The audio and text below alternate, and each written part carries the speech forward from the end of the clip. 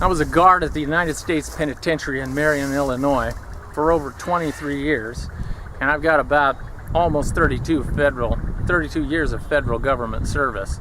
And this is just a little part of my story. I thought I'd tell you something that I think is unique to those of us that worked at Marion.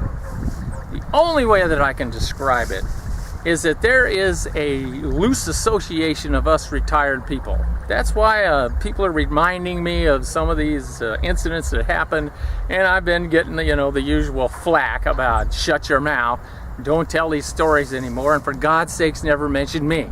Okay.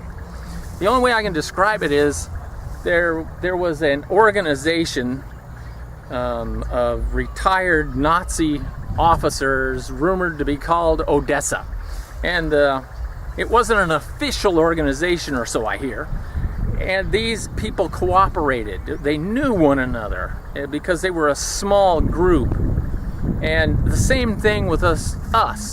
We're a small group. So when I meet another one, we know each other. And when I need assistance or they need assistance, we usually rely, or we sometimes rely upon each other. So right here, when I'm in this small banana republic here in South America, if I have one of my fellow staff that's retired that comes to this place, most certainly I would assist him in housing and feeling secure, because this is the third world and it's a little more dangerous here than we're used to. And if he wanted something from here that was only obtainable at this place, most certainly I would assist him, and vice versa. So what I'm trying to explain here is the reason that I am careful not to offend my former federal correctional officers is that I don't want to be thrown out of this elite group, I guess is how I would phrase it.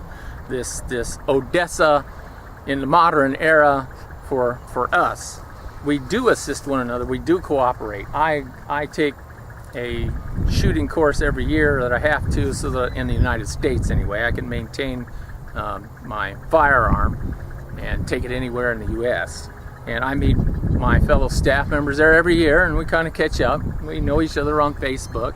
And when somebody is sick or injured, we come to their aid. Sometimes not even request it. And they have come to my aid. I've had people assist me in construction. I've assisted people when they've been thrown out of their house and they needed storage, and I have the ability to keep their stuff for them for a short period of time. Most certainly you can do that. I'll help you. I've helped them even move it. So we, to an unusual degree, have this cooperation, and it started in prison. I've got to trust that guy with my very existence. I don't even have to like him. He don't have to like me. We can just more or less despise one another. But because of what we do and where we're at, we will cooperate. So it has extended itself into retirement.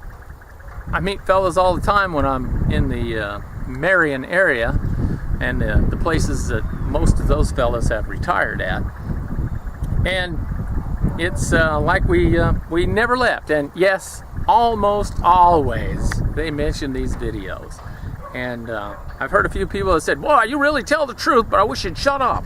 I hear a lot of that. Man, there's a lot of ants on this grave here. So we cooperate to a degree that I've never met in anything else, to include the military. Yes, I've been in the military.